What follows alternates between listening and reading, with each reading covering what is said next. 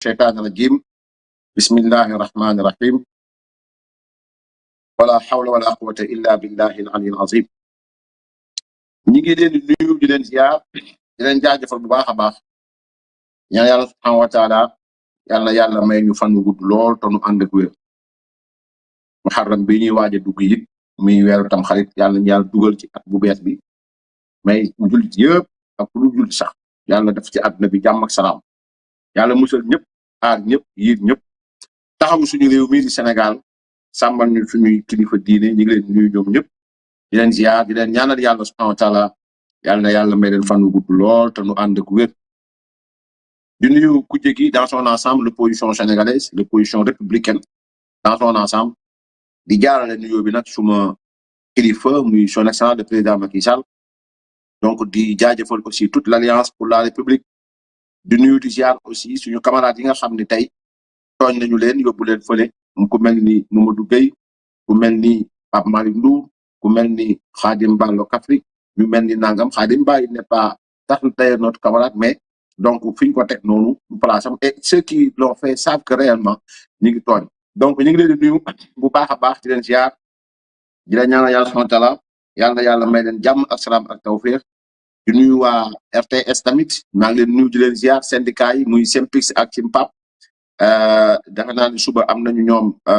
kii bi naa ci ñëw balaa may pare direct di nuyu ñëpp di ziar ñëpp di jaajëfal ñëpp. en fait live bu tey bi nag xam naa sax nag duñu gudd parce que dafa am beneen match mais fallait quand même relever démb lañu waroon live ñu si jégalu ñëpp ñi nga xam ni ñi ngi doon xaar direct démb bi ñu ngi leen di jégalu bu baax a baax mais seulement donc comme te 100 daa waroon wax 100 Michel daa waroon wax il fallait l'écouter quand même apprécier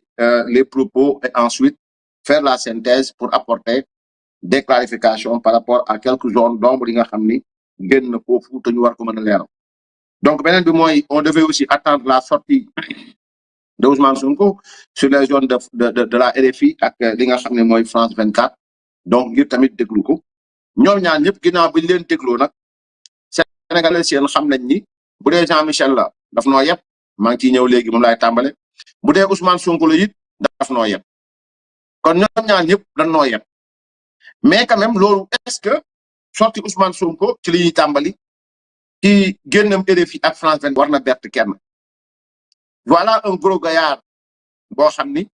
toute sa vie durant toute sa réputation ci politique da ko tabax ci kaw naxaate da ko tabax ci kaw ay fen et tout le temps quand on dit day fen ñi ànd ak moom dañuy commencer saaga fekk na ñoom seen bopp xam nañ ni seen leader fenkat la c'est-à-dire que non seulement il est irresponsable il assume son irresponsabilité mais quand même hypocrite la mais c'est un bon menteur xam nga li ngeen ko gis tey mu def RFI ak France 24 ñëpp naa man mais Ousmane lu xew ñëpp naa man Ousmane lu xew Ousmane xàmmeetuñ ko ma feemu de man leen day feem je vous jure que day feem maa ngi direct ma leen je vous jure que day feem parce que ni mu mel maanaam li muy wane melul noonu à chaque fois xam nga daw la dugg assemblée mais assemblée bi xam na ne doyagul moom xam na ko parce que yar bi mu wane melul noonu Ousmane ko xam na yarul Ousmane magistrat yeeg Ousmane juge yeeg Ousmane ministre yeeg Ousmane nangam du coup ñëpp ne ma Ousmane daal finalement bon voilà kenn xàmmeewu ko ma ne leen non man de xàmme naa xam naa day feebu biñ ko fi jekkoo dafa dem négocier nank négocier génn naan Macky Sall buñ ko waxati dara Amadou Ba mooy lépp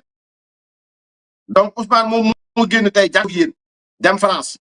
da mën nañ wax ni France 24 ak RFI kon Ousmane temps ba temps bougé Ousmane dem na France tey waxul woon ak ñun Sénégalais tubaab yi doon waxal man maa ngi nii jàmm laa woote dem naa sax ba démocratie laa woote sama parti fekk feni neen de feni neen moo la gën a xam ne démocratie amul ci parti bu amoon démocratie du ñu wax ne ñaari mandat nga war a mu ñëw donc foofu moom démocrate force moo fa am mais sama yoon ci interne d'un parti politique man d'habitude je suis démocrate lu xew ci parti jàmbur sama yoon newu ci voilà donc dinaa ba parti ba moom ñoo fa nekk ñëpp kenn jàngu fa kenn nangu fa kenn nangam fa donc moom ci texte parti bi aussi ba voilà ñoom nee nañ seen parti ñaari mandat la war a am ci bopp parti bi mais dem na ci bitim réew nee na moom dama respecté donc xam nga loolu ay fen la mais beneen fen bi nga xam ni Ousmane dafa fen ñetti fen yoo xam ne ci kanamu mën nga ko tuddee fen mais mën nga ko tuddee dëggal li nga xam ni moom la Sénégalais doon wax boobu ba léegi. Ousmane a parlé d'être caché, d'ailleurs il n'a pas utilisé l'expression d'être caché devant la presse française. Ousmane a parlé de la loi relative à li nga xamante ni moom mooy portant durcissement des actes contre nature. Ousmane a parlé même de ce qui s'était passé à l'université Cheikh Anta Diop. ñett yooyu moo laa bëgg a relever bu ñu jiitalee li xewoon Cheikh Anta Diop Ousmane nee na au fait Ousmane mi taxawoon jàkkaarloo Macky Sall mu ne Macky Sall mooy donneur d'ordre Jean-Baptiste Tine général Moussa Fall Antoine Diome Bokar Seydou Yàgg ce qui comme bavure bu fekkee bavure am na ci terrain bi ñoom la le même Ousmane moo tourné waat tey jàkkaarloo tubaab bu ne leen effectivement moo joxe ordre ñu dugg ci franchise universitaire bi effectivement mu ne da doon jéem a fexe nu ñu sauvegarder li nga xam ni mooy ay les biens yi nga xam moo nekk ci biir université bi. Triste pour Ousmane Sonko sérieusement Ousmane Sonko képp waroon wax loolu ba mu des moom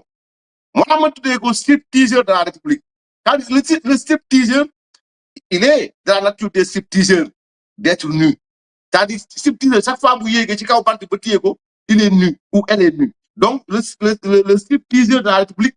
ñëwati na ak ay feemam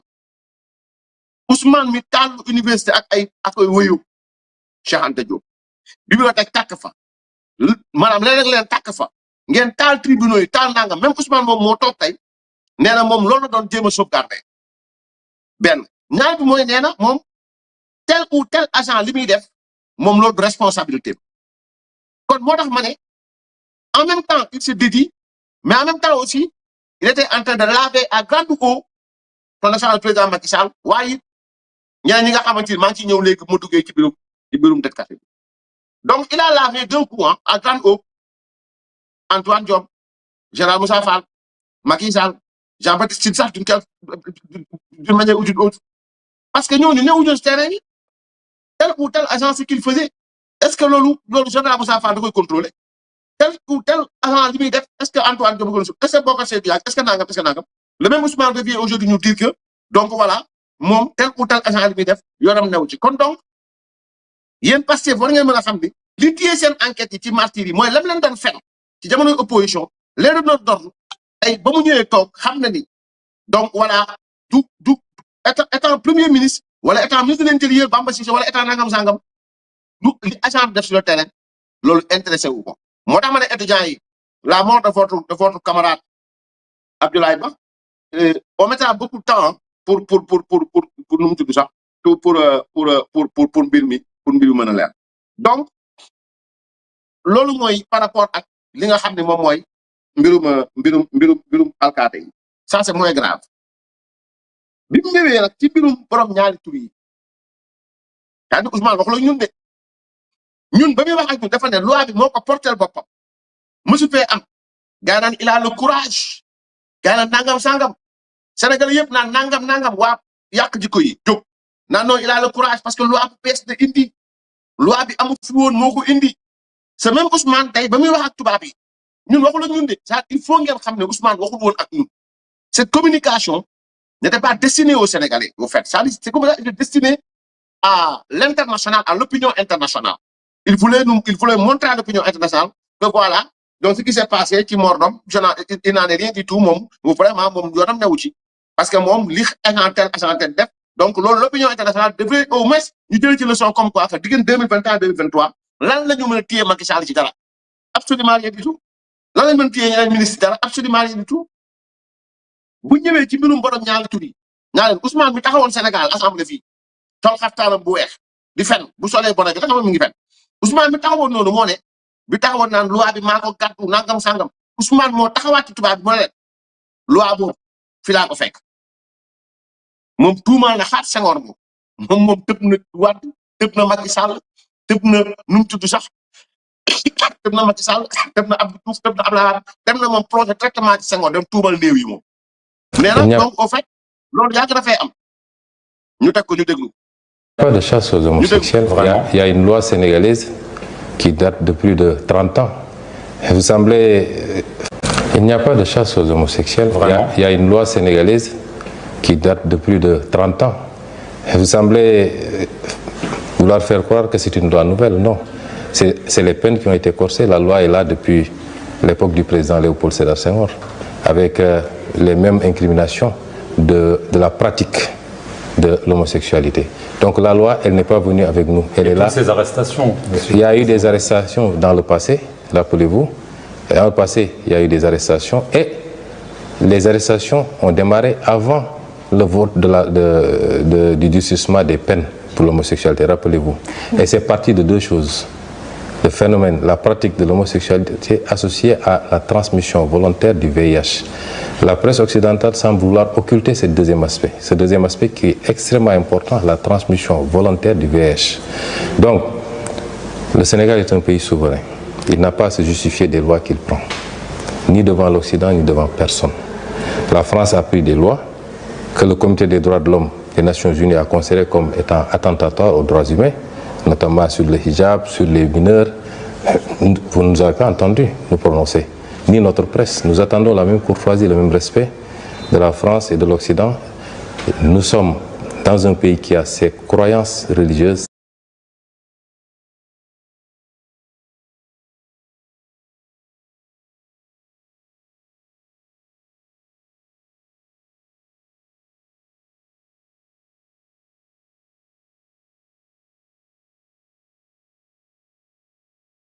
ok ça va ok donc damay ñëw ci vidéo bi di tax ma bàyyi ba vidéo bi jeex parce que man bëgguma di dagg su may wax ak nit damay bàyyi li mu wax yëpp ba mu jeex ñaari mu wax yëpp ci laay ñëw ma expliquer leen kan mooy réellement Ousmane Sonko. c'est-à-dire que Ousmane mi toogoon ne Macky Sall dafa am agenda borom ñaari tur yi ñi fi nekkoon musuñu koo xeex moom moo ñëw xeex loi bi moo ne loi bi fi laa ko fekk daani tamit fi laa ko fekk lan laa def dama yokk peine yi kese la def kon criminalisé wul amul fitu génne ko foofu criminalisé wul amul fitu wax leneen dafa ne moom loi bi fi la ko fekk depuis jamono Senghor ba léegi benn ñaareel bi mooy nee na arrestation yàgg naa am effectivement il a raison arrestation ba muy am c'est-à-dire que différemment jamonoy TikTok am na fi ay journaliste ay nit yoo xam ne fii en pagaille ñoom balaa ñuy falu ay nit a ngi toog rëbës ndax birum borom ñaar tur yi ñoom bi ñu faloo ay nit a ngi toog rëbës borom ñaar tur yi donc loi bi tamit ay juge yàgg nañ ci daan ay nit ci borom ñaar tur yi seulement le problème mooy xanaa tey nag benn waa passé du fi dugg naa man da ngay fen parce que leader la ko wax seen leader moo ne Senghor daan na jàpp seen leader moo ne Diouf daan na jàpp seen leader moo ne Wade daan na jàpp seen leader moo ne Macky daan na jàpp seen leader moo ne loi bi laa Senghor la Abdou Diouf dindiwu ko Abdoulaye Wade dindiwu ko Macky Sall dindiwu ko moom daal nee na loi bi daal fi la ko fekk daani fi la ko fekk waaye li mu def mooy yokku ñaata at ngay tëdd rek mu teg ci ne tubaab yi yéen bàyyiwu leen xel ni arrestation yi sax tàmbali na laata loi bi di dugg kon loi bi ak arrestation yi du benn mu ne li ngeen war a gën a xam sax mooy li ci ëpp solo mooy borom ñaar maanaam borom au-delà de borom ñaari tur mooy transmission volontaire du VIH sida parce que gis nga dossier ñoom Pape Cheikh Diallo bi maa ngi koy wax chaque fois dossier bi jugewul ci nguur dossier bi bàyyeekuwul ci nguur non Mohamed Ba le son mi ngi def parce que bu ngeen defee lii man après damay faire sama fil parce que bëgguma di wax nit ñi di ma dégg nit ñi bañ ma dégg aussi bon voilà donc voilà ça Mohamed nit ñi ngi dégg normal voilà donc c'est ça ok bu ngeen defee damay faire sama fil quoi voilà donc nit ñi ngi doon jàpp nit ñi ngi doon tëj loolu dafay yàgg mais dañoo ñëw jamono joo xam ne TikTok bëri na Facebook bëri na nangam sangam bëri ay juge ñu ngi doon atti tëj ay procureur ñu ngi doon jàppaat yóbbu seulement li ma doon wax léegi far Mohamed xaw ma dagg tuuti mooy affaire bi fi mu bàyyeekoo diggante France la ak benn dénonciation foofu sur Massa diggante France ak dénonciation donc l'état n'a rien pour rien du tout maanaam état bi toogul jékki-jékki rek ni damay dem defi chasse au nangam wala chasse à nangam non non état dafa toog jékki-jékki benn nit gis ci téléphone doomam loo xamante ni lii jaaduwul mu dem yóbbu ko ci yoon bi mu ko yóbboo ci yoon ñu exploité téléphone am fekk ci nangam ñooñu ñu fekk noonu mu fekk ci ñeneen ñooñu ñu fekk noonu mu fekk ci ñeneen loolu moo mel ni mu mel ni traque fekk na ñoom duñ ci dara benn ñaar mooy beneen bi commission rogatoire la boo xam ni benn tubaab boo doon jël ay xale yu ndaw wutal leen ay nit leen di jàngal nan la ñuy summeekoo nan la ñuy sëyee donc dans ce cas maintenant loolu ñëw commission rogatoire juge d'instruction bu France def commission rogatoire mu ñëw ba Sénégal enquête ñëw enquête ñaari cas yëpp donc Ousmane Sonko Diomaye Faye ak seen état bi duñ ci tous loolu bëgg mu lay maintenant moom bi mu demee kanamu tubaab bi nee na moom traque bi amul traque des homosexuels y a pas de traque daa moom dàqante wuñu kenn mais li am solo yi ñuy xeex mooy en même temps derrière borom ñaar tur yi moom mooy li nga xam mooy transmission volontaire du VIH/SIDA leneen li mu ci teg nag mooy da ngeen am seen loi da ngeen am seen nangam da ngeen am seen nangam les mêmes propos ont été dits par Macky Sall sérieusement parlé les mêmes propos au nom de quoi lañ ñuy exiger ñun li ñu war a def ak nangam sangam donc c'est-à-dire que il va falloir que sénégalais yi xam ne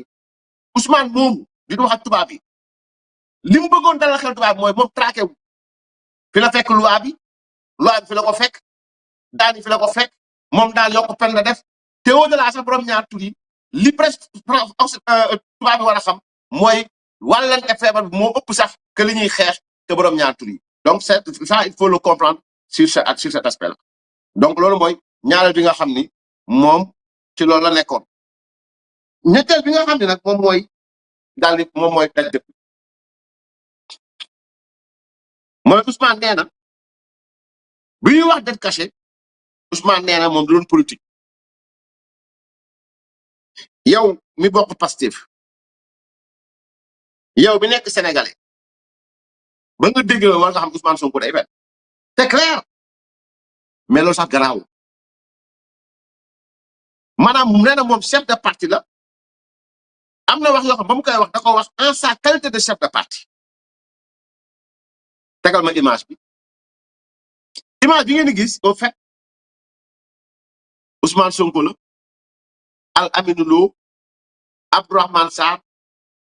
Ousmane Diagne ministre de la justice ak gouvernement maanaam gouvernement moo toog ministre de la justice ministre de l'intérieur wala ministre de la justice ministre de l'économie ministre des finances et du budget Al Aminou Lo toog ñoom ñëpp ñu toog bi mu demee France tey nee na moom bi muy wax loolu au fait ñu ngi noonu xool ngeen primature c'est-à-dire République du Sénégal un peuple un but une foi primature puis logo Pastef newu fi vert blanc newu fi vert jaune rouge moo fi nekk moom mu toog l'homme qui est à sa droite s'appelle Ousmane Diagne il est le ministre de la justice l'homme à sa gauche s'appelle Abdourahmane Sarr qui est le ministre de l'économie lui au milieu devant le drapeau national s'appelle Ousmane Sonko ex-premier ministre actuellement nu mu tudd sax comment dire usurpateur de fonction au niveau de l'Assemblée nationale voleur de siège donc mi ngi noonu kon nee na saa ñëw nga teg son bi ñu déglu ko ñu mën a décortiquer waaw ñëw nga teg ko parce que fii moom il faut ma yàgg voilà teg ko.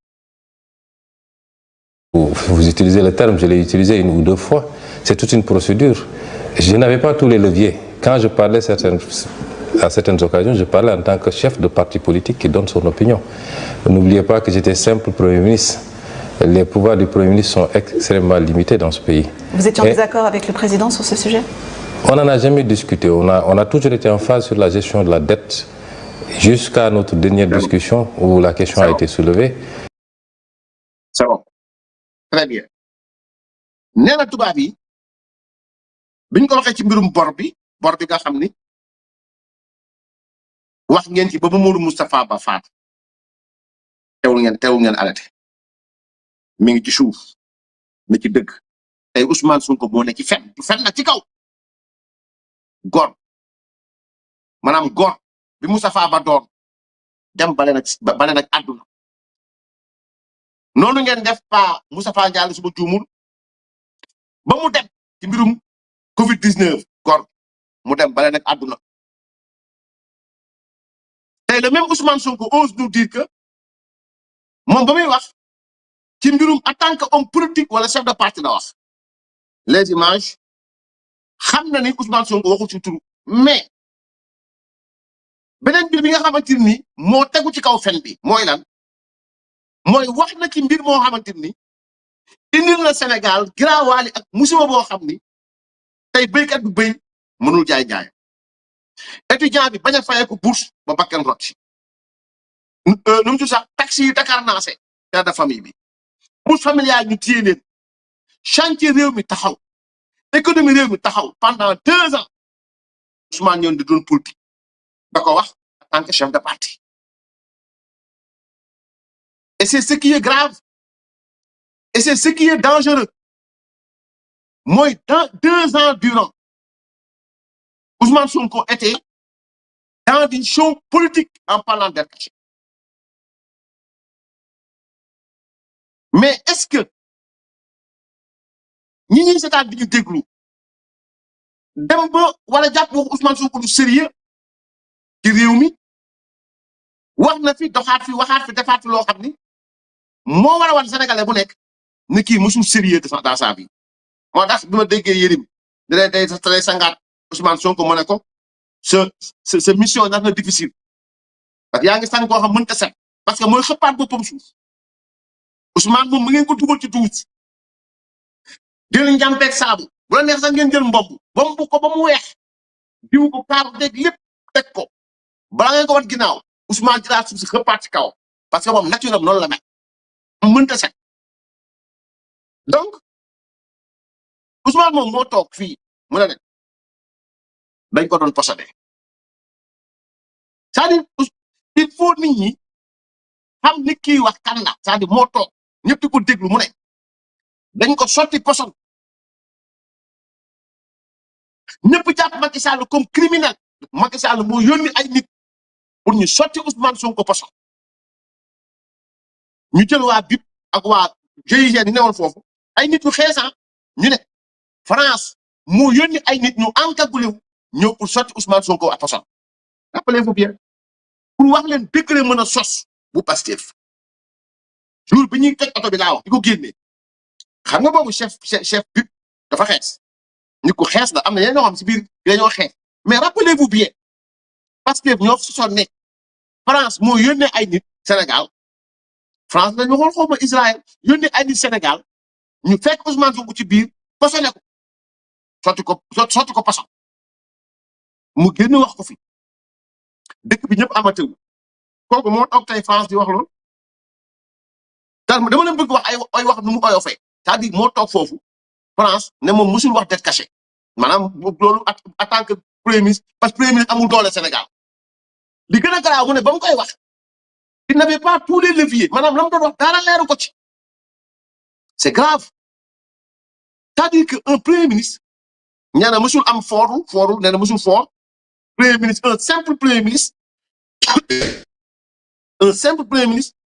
te Sénégal kuy déglu xam li Ousmane Sonko am Boun Abdallah Dionne musu ko am xalaatu ko sax am Amadou Ba musu ko am xalaatu ko sax am Macky Sall musu ko am PM mu xalaatu ko sax am Mame Madior Boye Mamadou Lamine Loum Moustapha Niasse ñi fi jàll ñëpp premier ministre xalaatuñ ko woon am li mu am moom voyage jet privé simple premier ministre avion présidentiel simple premier ministre bu ñu jël fàq diplomatie Chine ak lépp jox la ko mooy simple premier ministre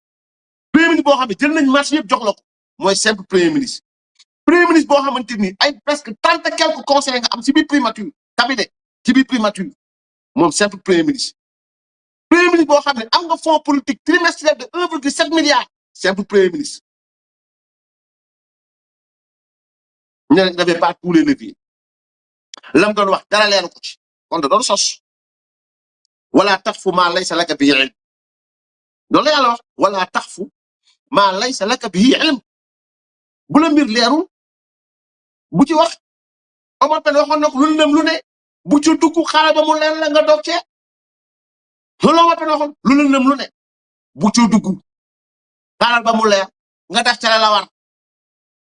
mais Ousmane nee na moom bopp koy am il n'avait pas tous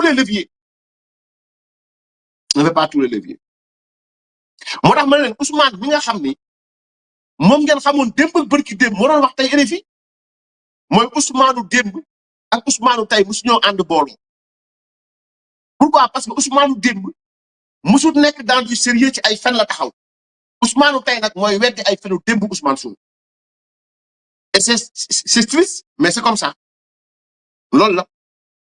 bu ngeen xoolee ce même gars moo toog fii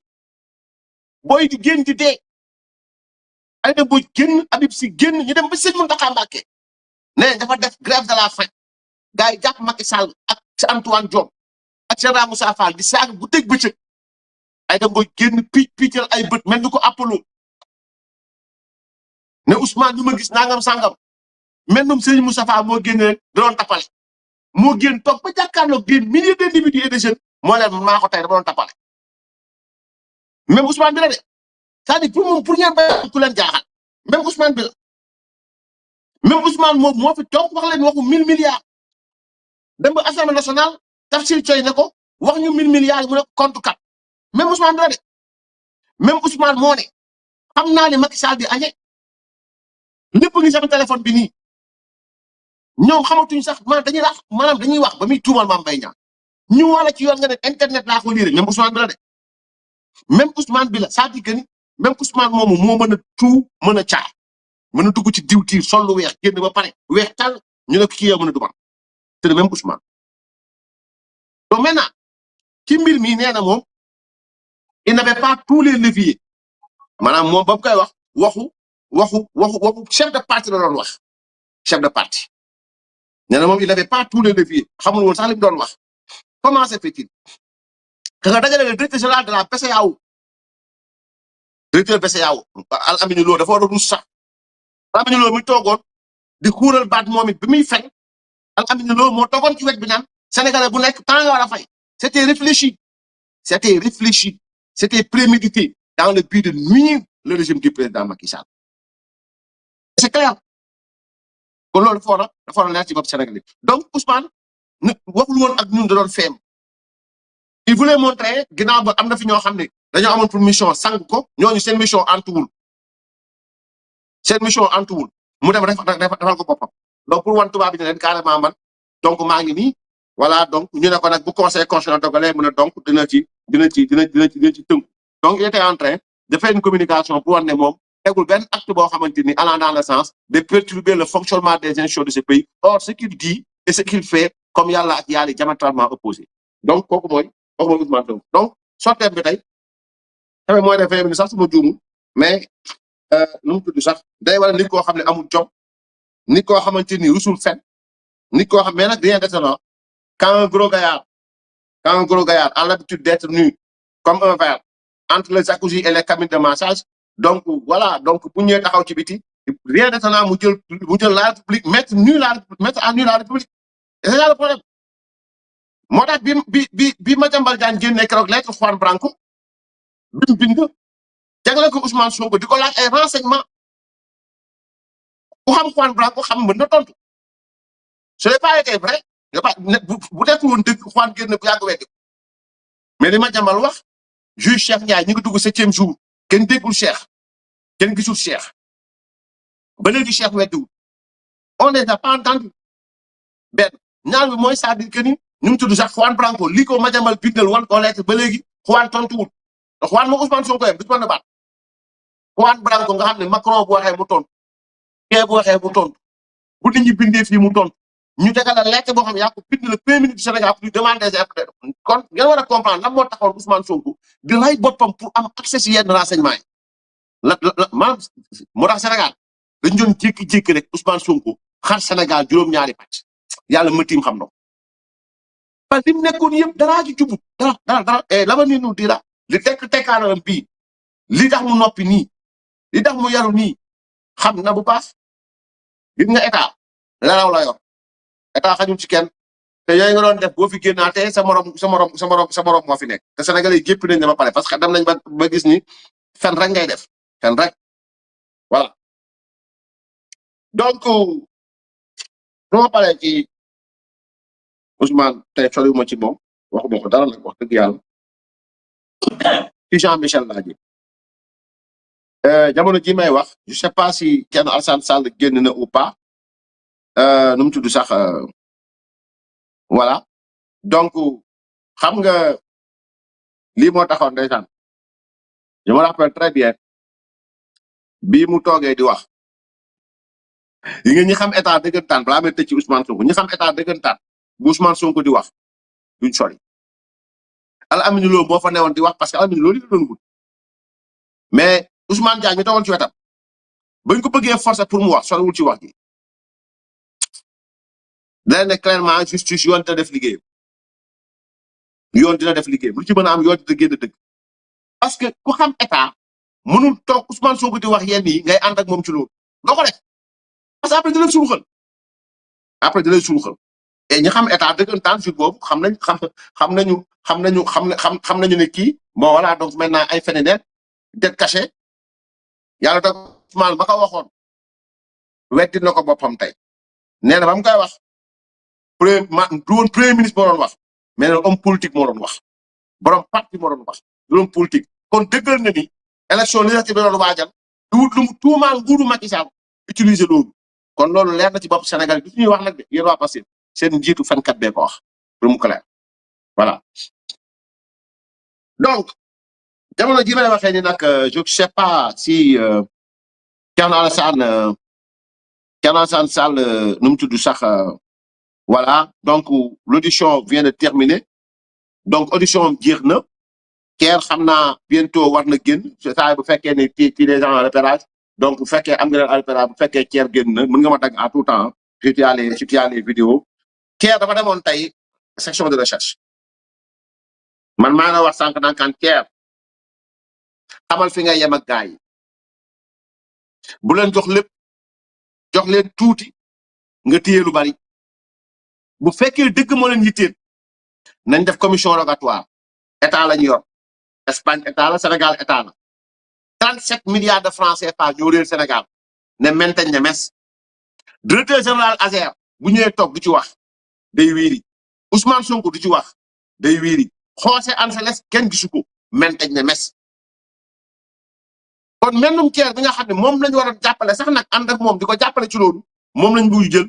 di ko xal pourquoi parce que bëgguñu mu wax duñu comme ni ñu def ci Badara Gadiaga bu génnee wax lu leer lu Sénégalais di dégg seen nopp ñu génn nankaan ay BFM ak ay moo doon saaga TFM ak yéen en fait est-ce que Pastef war nañ taxaw naan Badara Gadiaga moo doon saaga Pastef est-ce que war ngeen yéen si leader moo fi saaga Ahmed Khalifa Niass le lendemain mu dem cukk ci kanamam ñàkk jom seen leader moo fi rocci woon micro RTS te da koo njëkkante seen leader moo ne fu mu dugg ay France 24 ne faa ngay RFI day dem yoonam parce que ëpp ñu ko fulla tey moo daggaat dem taw ak ñoom kon côté boobu moom noppi leen comment un parti aussi bu jël Bala Ndiaye def ko chroniqueur jël un comédien Sa Ndiogou def ko chroniqueur ak ña muy toogal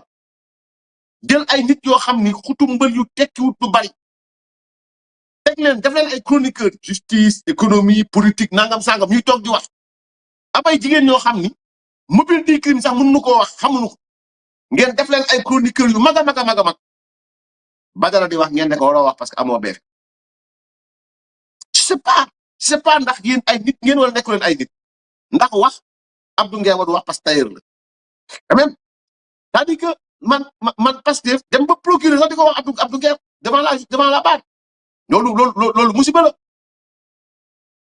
et c'est très grave donc Thierno Alassane Sall demoon na tey section de recherche ngir li nga xam ni am na ko ci ay firnde dem teg ko ci loxo l'enquête kat yi n'oubliez pas que Thierno Alassane Sall daa porté plainte Sénégal porté plainte Espagne gis naa Akhenaton di jéem a jaay mag ne day magu moom it di feem naan maa défier non Akhenaton wax dëgg yàlla Thierno Alassane Sall séq ko ak yow séqul ak yow défi séqul ak yow ay preuve séqul ak yow ay nangam xam nga nan la ko séqal juge espagnol bi xam ngeen turu juge bi Thierno Alassane Sall jox na leen ko maam Thier jox na leen turu juge bi Thier jox na leen li nga xam ni moom mooy juridiction bi quant au contenu maintenant du ngeen ko xam ne lii maa leen ko wax te it gëm naa ni Thier du ko jox ñi nga xamante ni tey jii nii maanaam man wóoluma leen en fait c'est-à-dire Sénégal moom dossier bi wóoluma leen parce que Jean-Michel lenn mooy ligne de défense am dégg naa ko muy menacé naan ku ma wax ni sàcc nga donc Jean-Michel amul blocage mi ngi dem normal chantier ngi dem normal léegi Jean-Michel fan nga mujj léegi ku ma ne laal sàcc nga ci 37 milliards kon 37 milliards moom sàcc nañ ko leer na parce que lu génn ci banque yéeg si wul wala yéeg si moom dem na 2 ans durant 2 ans durant 37 milliards Jean-Michel ba mu waxee démb ba pare waxu leen ñaata village de taal waxu leen ñaata milliards lañ utilisé bon village ak village diw nu mu tudd pourtant dafa yomb man su ma doon Jean-Michel seet du ma dem benn tale damay toog woo journal bay ñëw ma taal sama écran Dakar yi ngoo ñu ngi nii taal naa ci projet ASER la bokk génne projet bi Pire Gureye ngi nii taal naa ko ci projet bi la bokk nangam yi ngi nii dëkk baa ngi nii fii la nekk dëkk baa ngi nii fii la nekk loolu moo war mais Jean kaay leeral ñu 37 milliards bu naan non Seydou Kane moo leen di fay yéen ngeen di wax man de sama loxo ca kaw aw ma téléphone Seydou Kane aw ma ko ñaanuma yàlla sax mu woo ma mais li ma mën a wax xam nga mooy lan Seydou Kane bu fekkee daf def surfacturation Jean-Michel Seck mais lu leen tee ngeen maanaam bu ngeen lire communiqué PG ba mu jeex man je l'ai lu gisuma fuñ fa waxee surfacturation liñ fa wax moom mooy ñu mu tudd sax comment dirais-je ne fausse quittance moo fa am ak nangam sangam te plainte espagnol bi la espagnol boo xam mënuñu ko teg bët mais li garaaw ci affaire Jean-Michel Seck mooy c'est-à-dire que dafay jël défense espagnol bi di tirer ci kaw ki nga xamante ni moom mooy Seydou Kane xamul ma ko dara sérieusement parlé et s'il y a surfacturation ak nu mu mën a toll c'est le contribuable mais génne leen ko c'est-à-dire que il faut pas que ngeen jug sax dafa surfacturé mais mu surfacturé pare amul benn amul dara loo xamante ne dañ koy toppee ni ngeen ko toppee ci fausse quittance mu ngeen ko toppee ci surfacturation mais defoo leen ko ba léegi sérieusement parlé donc benn yoon nga fi wax Seydou Kane doon na sommation interpellative pour nga leeral ba léegi waxoo ba léegi leeral kon xam nga ni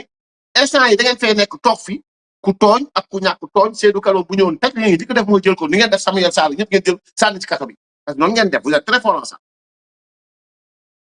mais Jean-Michel moo la gën a xam ni dans cette affaire de ASER te bëgg naa lii ngeen dagg dans cette affaire de ASER Jean-Michel mi tiire ci kaw Seydou Kane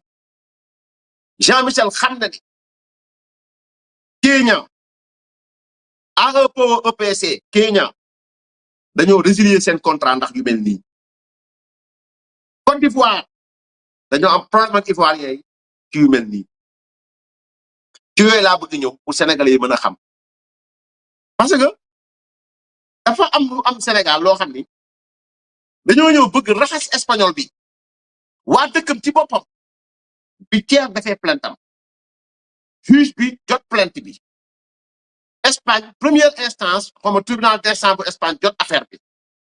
yemuñu foofu Thierno Alassane Sall a écrit au premier ministre bu Espagne premier ministre daanaka daa président la am Espagne bind ko jébbal ko bind Banco Santander jébbal ko donc Thierno Alassane yemul Sénégal kese il a écrit un courrier adressé à la Banque Santander il a écrit un courrier adressé au premier ministre d'Espagne il a écrit un autre courrier adressé à la justice espagnole am avocat am foofu am ay contacts yoo xamante ni ci biir dossier moom parce que partie la fa ci biir dossier moom xam na li muy dox lan la kon bu ngeen ci bëggee xam dara da ngeen dem Espagne ngeen def commission rogatoire ngeen di jënd loolu mooy benn donc bi Thier defee loolu justice Espagne jot plainte bi dafa bind kan la bind Banco Santander la bind bi ak kan bind en même temps José Angeles bii nga xam ne mooy AEPO EPC kenn ku nekk mu ne la may naa la fukki fan nga bindal ma indil ma li ma lay laaj kii mu ne ko ndax xaalis bi génn ban compte la dugg nangam sangam xoose ñu ne ko bi xaal bi nga jotee xaal bi fan ak maanaam lan nga ci def expliqué ñu ko xoose ba léegi bindu ba léegi tontu gisuñu ko sax justice Espagne teguñu ko sax bët il n'a pas répondu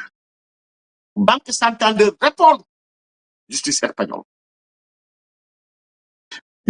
nag maintenant la mu nekk di ko diligenté mais ku ne am nga say avocat bu jotee day jox client bu jotee day def communiqué lan la ca war a communiqué mu communiqué ci loolu la Thierno Alassane la ma ca war a wax na ko et dans ce qu'il a dit muy xaar dem na Côte d'Ivoire xaar dem na Kenya xaar dem na Togo xaar dem na Tunisie et cetera. Man nag ñaari cas dama ci intéressé muy Kenya ak Côte d'Ivoire fenn fu nekk AEPO EPC dafa am cas am fa litige saa ñëw ci li ma tegal noonu banque ci li nga xam ne moom mooy comment dirais-je bi Côte d'Ivoire Mercalès nu mu tudd maanaam Mercalès astafurlah nu mu tudd sax voilà donc Côte d'Ivoire ñaari dossier la fa AEPO am benn bi 2023 la société SAF Sarl ak AEPO EPC beneen bi mooy la banque de l'union bu Côte d'Ivoire saa yi yéen naa la ko yàgg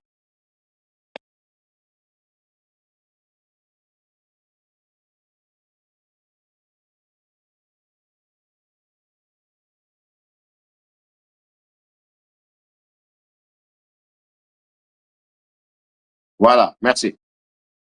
mi ngi noonu LG 6774/2025 16/12/2025 xam nga kon li yàggul référé ordinaire donc 19/12/2025 AEPO EPC contre Banque de l'Union Côte d'Ivoire enrôlement d'assignation donc fii Côte d'Ivoire bi suñ xaalis dem te mu leer saa ñëwaatal Côte d'Ivoire bi suñ xaalis dem te mu leer suñ xaalis dem dafa ceer mu leeral la moom leer AEPO EPC dañ fa am contentieux 2026 bi lañ ko doon vidé ñu nekkoon référé ci tribunal du commerce bu Abidjan AEPO EPC bi buñ jékkee xaalis ñëw Sénégal ñu ne xaalis dem na dugg ji foofu Côte d'Ivoire ñaari yoon la dugg Sénégal Côte d'Ivoire benn bi ay avocat la benn bi banque de l'union bi nga xamante ni moo am problème ak AEPO EPC Côte d'Ivoire xaalis ba dem ci banque de l'union à travers le responsable de AEPO EPC région ouest xaw ma ndax yéen a ngi bàyyi xel li may wax am déet c'est-à-dire Thier dafa ne xaalisu Sénégal bi dañ ko tracé Espagne tracé ko ba ñu xam ni jóge na ci compte waa ji dem ci fi nga xamante moom mooy banque de l'union en Côte d'Ivoire ma ne jamono jii ñuy wax nii en 2025 ba jëm 2026 banque de l'union dafa am contentieux ak AEPO EPC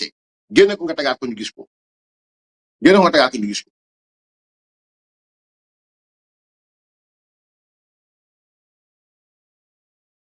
très bien mi ngi noonu zoomé ko banque de l'union Côte d'Ivoire mi ngi noonu dañoo am maanaam contentieux assignation ba 12 maanaam ñu ko 15/12/2025 19/12/2025 ñu ngi rek assignation banque de l'union bii saa su mel banque de l'union bi nit ñi mën koo gis banque de l'union Côte d'Ivoire bii fa lañ ne donc AEPO EPC Sall dugal nañ fa presque alal gu takku sax nag 504 000 euros voilà donc banque de Côte d'Ivoire banque de l'union bu Côte d'Ivoire BDU donc Côte d'Ivoire mi ngi noonu gis nga AEPO EPC Sall banque de l'union Côte d'Ivoire bi ñu ko toppee maintenant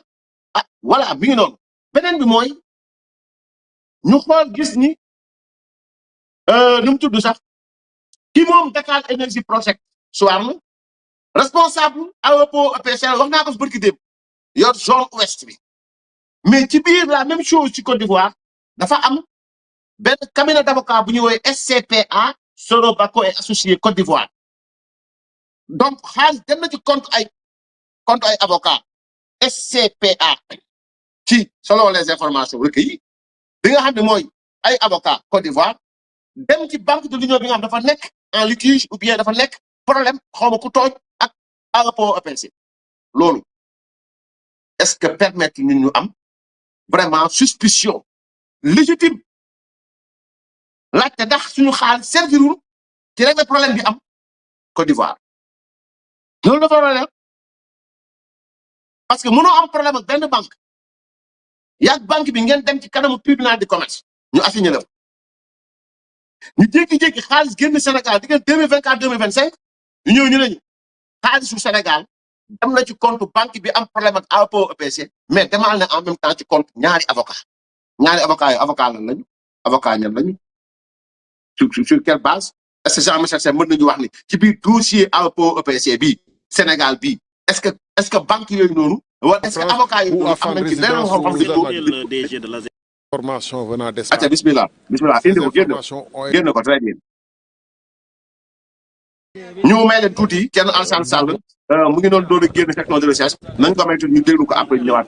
bismillah. Par rapport à cette émission que vous venez de faire, ça a un peu duré, pourquoi? Non, mais parce que je suis présent depuis 16h30 à peu près, on a démarré. Et je pense que les dossiers et les documents sont assez importants et exhaustifs pour qu'on prenne le temps de les regarder en profondeur. Je crois que nous sommes aujourd'hui à une étape décisive. Je dois rappeler que nous avons reçu un certain nombre d'informations venant d'Espagne. Ces informations ont été communiquées à l'avocat de notre parti et de notre camarade qui porte l'affaire en Espagne. Communiquer officiellement, il y a d'autres qu'on ne peut pas communiquer, mais l'essentiel est que la justice sénégalaise, à travers la section de recherche aujourd'hui, dispose de suffisamment d'informations pour très rapidement boucler son travail. Alors, très clairement, ce que j'ai dit l'autre jour, que je réitère aujourd'hui, que je dis aux enquêteurs, à part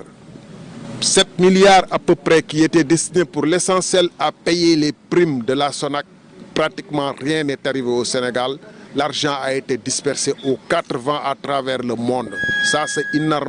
anormal. Et ce n'est pas une surprise parce que depuis 2 ans, les Espagnols nous avaient averti qu'il y a des présomptions de prévarication sur notre argent. Donc aujourd'hui, ça devient de plus en plus clair pourquoi, comment, dans quel compte est passé notre argent. Qu'est-ce que vous attendez exactement par rapport maintenant à cette affaire, dès lors que vous venez d'être écouté par la section? Je dois d'abord saluer le professionnalisme et la capacité d'écoute de la section de recherche, leurs questions extrêmement importantes et intéressantes. Et je dois dire que moi, à la place de ceux qui rapportent rigueur, des ragots, croient qu'ils peuvent, à travers les réseaux sociaux, tromper les gens, les abuser, à leur place, je me ferai du souci. Parce que l'enquête va se poursuivre jusqu'au bout. Ici au Sénégal, je le crois, je le pense, je le souhaite. Mais en tout état de cause, en Espagne. Et à leur place, je me ferai des soucis. Les enquêteurs ont des moyens pour savoir l'argent qui est arrivé au Sénégal par des voies officielles à travers 2 ou 3 sociétés. Qui les a retirés? Pourquoi? Ce qui n'est pas arrivé au Sénégal. Pourquoi ce n'est pas arrivé au Sénégal et vers quelle destination? Je rappelle que sur 37 milliards, seuls 7 milliards seraient effectivement arrivés à la date d'aujourd'hui. Donc, de gros bonnets vont-ils tomber? Ah, mais comme je l'ai toujours dit, l'argent là n'a pas été perdu pour tout le monde. 2 ans, l'argent n'est pas venu au Sénégal. Il y en a qui en ont bénéficié. Il y a au Sénégal des gens qui ont refusé, qui sont tapis dans les plus hautes sphères de l'État, qui savent ce qui s'est passé, qui ont refusé qu'on enquête, qui ont fermé la bouche, les yeux, les oreilles sur le fait que 37 milliards ont disparu, que les Espagnols ont dit attention, il y a des risques que ces 37 milliards soient perdus, et ils ont entrepris une opération de camouflage d'enfumage pour tromper l'opinion en disant que les travaux se déroulent normalement sur le terrain, en faisant des rapports fallacieux ou en essayant d'aller en Espagne pour pousser Banco Santander et CSS de faire d'autres décaissements et en refusant de faire les enquêtes. Ce que j'ai fait aujourd'hui, le gouvernement du Sénégal, l'État du Sénégal était mieux indiqué pour le faire avec plus de ressources que moi. Je pense qu'à certains niveaux, il y a de la complicité avec José qui a retenu nos 37 milliards. Il faut que ces complicités soient établies clairement. Ce n'est pas des complicités des gens de la rue, ce n'est pas des complicités de fonctionnaires ordinaires, c'est des complicités au plus haut niveau de l'État. Je rappelle d'ailleurs qu'un Conseil des ministres, le 11 mars, un communiqué a osé dire que c'est des questions et de procédures douanières qui retardent le développement. C'est faux. Aujourd'hui, comme je l'ai toujours dit, ça va aboutir. Qu'en est-il des éléments nouveaux que vous étiez venu apporter? Est-ce qu'ils ont été comptabilisés pour la section de recherche? Bien évidemment, la section de recherche est dans l'attente de toute information susceptible de faire avancer son enquête. Et je crois que très prochainement, eux-mêmes, ils ont tous les moyens de se rapprocher de la justice espagnole, d'obtenir tout ce qu'ils souhaitent obtenir par la justice espagnole et qui va confondre totalement ceux qui ont agi. Et je fais observer aussi que l'AEPC refuse de livrer à la justice espagnole les relevés de ses comptes bancaires et l'utilisation de l'argent, ce qui en soi est un aveu. Pour terminer, moi, d'abord, je ne suis pas de ceux qui disent que je sais où est l'argent, c'est dans tel ou tel compte, c'est 34 milliards, c'est 37 milliards, je vous aide, j'ai fourni des éléments factuels, clairs, précis, qui permettent à la section de recherche et à la justice sénégalaise de savoir qui a détourné notre argent et pourquoi, et qui les a aidés dans le détournement de notre argent et pourquoi. Ça, c'est la première des choses. Je remercie la justice espagnole, notre avocate et notre élément en Europe qui a permis de faire avancer ça à ma demande en portant cette affaire-là très clairement. Il y a des vampires dans cette république qui vivent du sang des pauvres, qui ne se soucient pas des villages où il n'y a pas d'électricité. En ce moment, il y a des femmes qui ont peut-être besoin d'accoucher, qui ne peuvent pas accoucher ou qui accouchent dans l'obscurité parce qu'il n'y a pas de lumière. Il y a des villages qui n'ont pas de médicaments parce que simplement il n'y a pas d'électricité, il n'y a pas de frigo où on peut garder les médicaments. Il y a des gosses qui étudient dans l'obscurité. Il y a des gens qui ont des morsures de serpents ou de scorpions parce qu'ils n'ont pas l'électricité. C'est totalement inadmissible au XXIe siècle. Il y a des gens qui ont pris cet argent, l'argent de ces populations, et il y a des vampires qui se couvrent de métiers d'avocat ou autres, qui essaient de me dénigrer en disant que oui, il est ceci. Mais je leur donne rendez-vous devant Dieu et devant l'histoire. Qui va courber la tête et qui va avoir raison et qui va avoir tort et qui va mordre la poussière. Une plainte a été déposée contre vous. Quelle posture vous aurez? Moi, je ne sais pas qu'une plainte a été déposée contre annoncez, moi. je voulais dire, annoncez. Je trouve ça absolument ridicule. À quel motif? Je les attends, je demande qu'ils déposent les plaintes. Je parle justement de ces vampires qui se jouent, qui croient qu'on est au théâtre, qui croient qu'on peut faire de la diversion, qui croient qu'ils peuvent dire que je suis en train de manipuler. Vous croyez que... Moi, j'étais ministre de la République, j'ai été DG, j'ai porté plainte plusieurs fois. Ce n'est pas ma première fois de porter plainte pour défendre les intérêts du Sénégal. Sur plusieurs dossiers, vous vous rappelez quand j'étais à l'ARTP. Je sais comment m'y prendre. Ce qu'on a reçu de l'Espagne, c'est du béton. Sauf que, étant partie civile, nous sommes seuls concernés. La section de recherche qui a reçu des informations à partir de ce qu'on a reçu de l'Espagne, des informations claires, concordantes, précises, sait comment s'adresser, peut s'adresser par les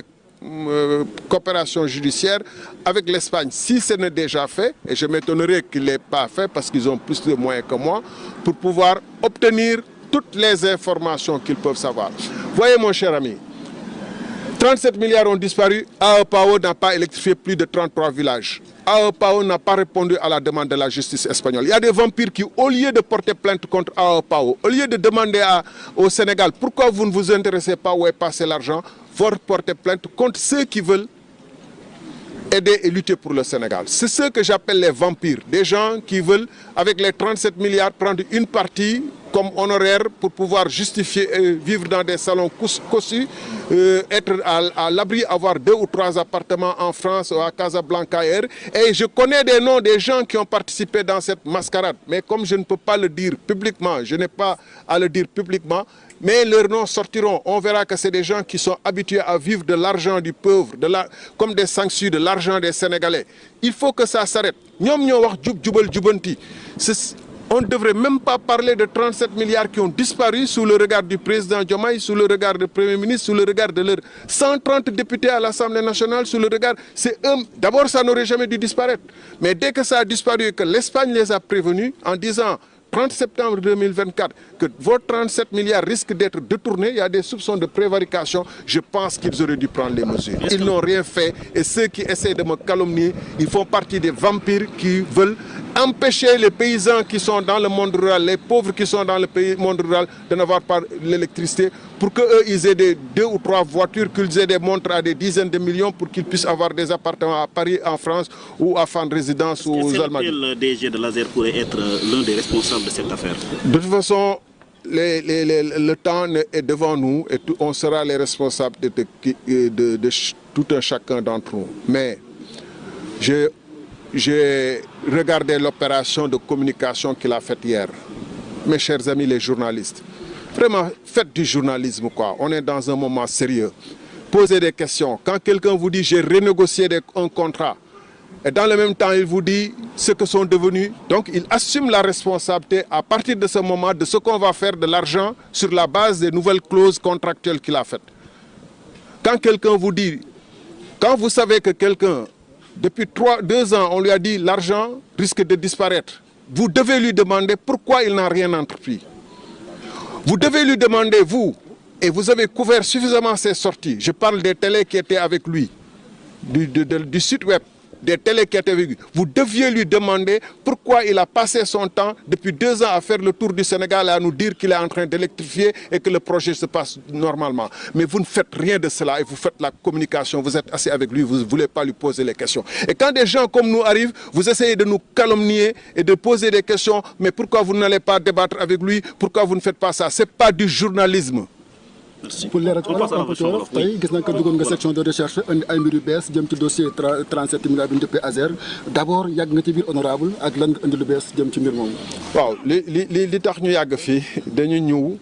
depuis 16h30 en effet parce que mbir mi moo soxal mu leer xam nga mbirum ay xaalis bu jógee fii jaar fële dugg fële dafa war a leer man nag li ma waroon def li ñu waroon def mooy. Jot nañu ay xibaar yoo xam ne suñu avocat ak ki porté plainte fële ci Espagne nekk ci benn responsable suñu parti yi ñoom ñoo yor xibaar yooyu am na luñ ci mën a jukkil ñun lu ñu ci jukkil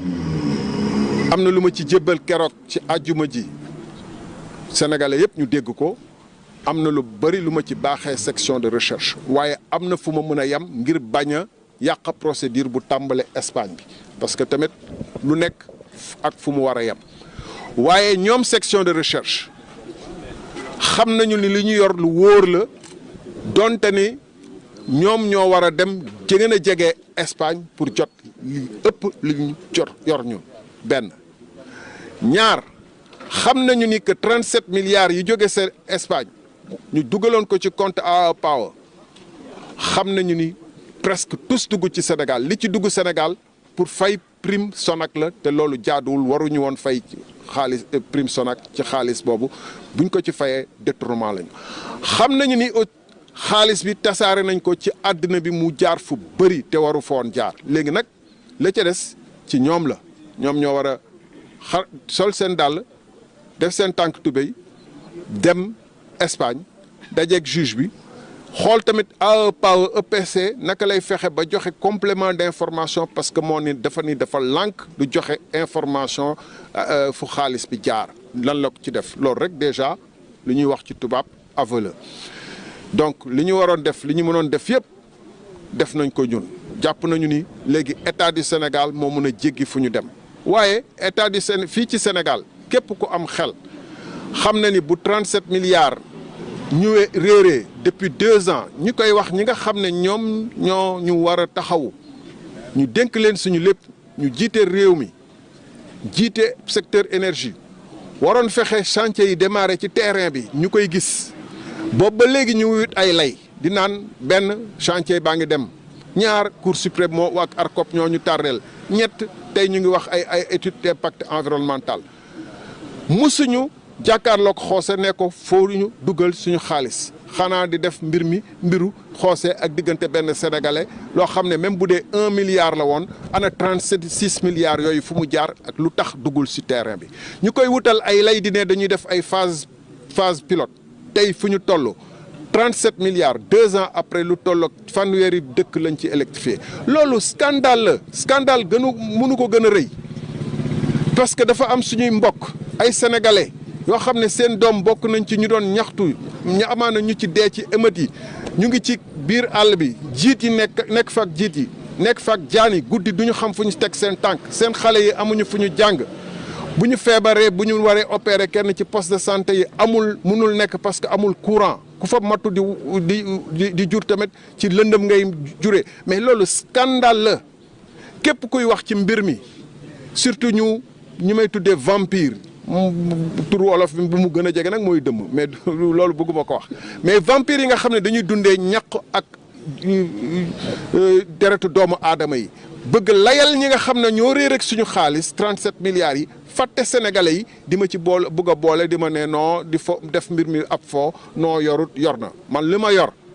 ak li ma yorul seen yoon newu ci bu ma yorul woon dara du ma sañ a ñu waaxu toog ci section de recherche nekk fi ay waxtu di wax ak ñoom caaxaan indiwuma fi te ñoom duñu nangu nekk ak caaxaankat bi mooy ñaareel yoon ma ñëw fi te man maa njëkk a porter plainte bu doon yoon bi ma njëkk bi ma ñëwee li ma wax antuwut wala yenut maana du ma fi dellu si tey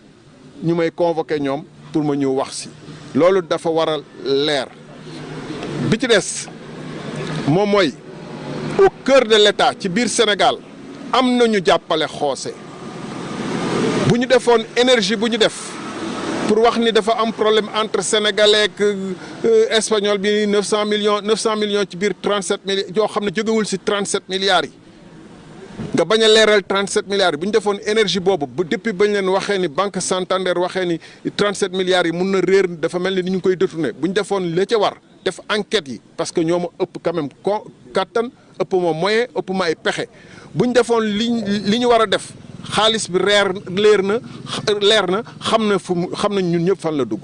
lu tax leerul parce que bëgguñu mu leer parce que arrangé wu leen mu leer parce que ñàkkul am na ñoo xam ne bu leeree ñu torox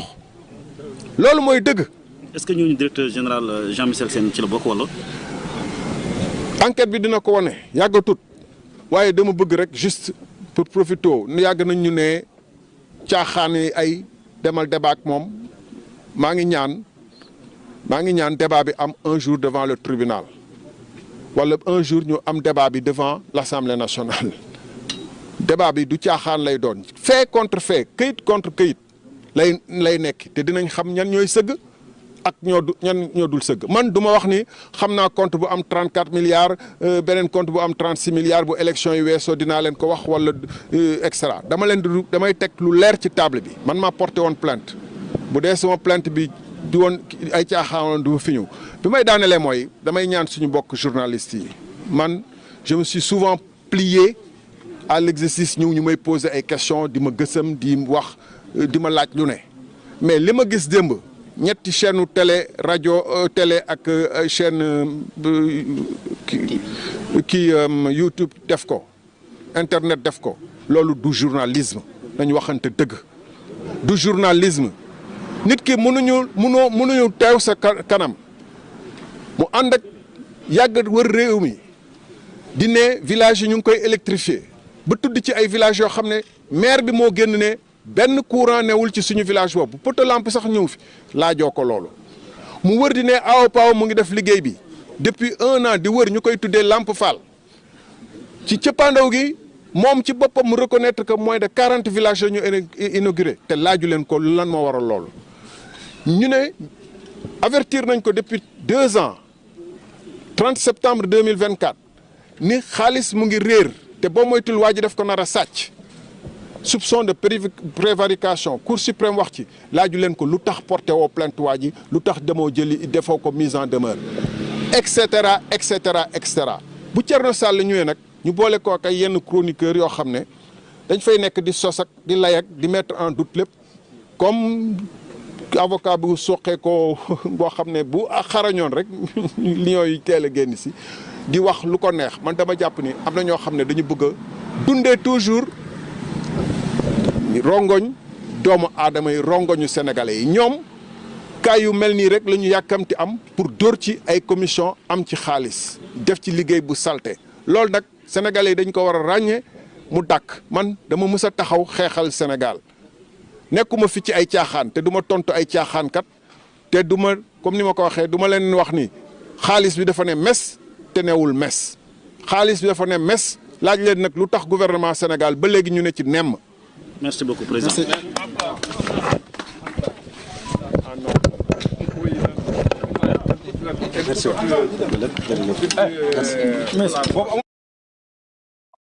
macha allah jërëjëf wax bi leer na honorable député Thierno Alassane Sall mi ngi doon génn fi nga xam ne mooy section de recherche xam nga mbiru ASER bi du début à la fin dañoo jéem a lëndëmal Sénégal yi gëmloo leen d'abord ni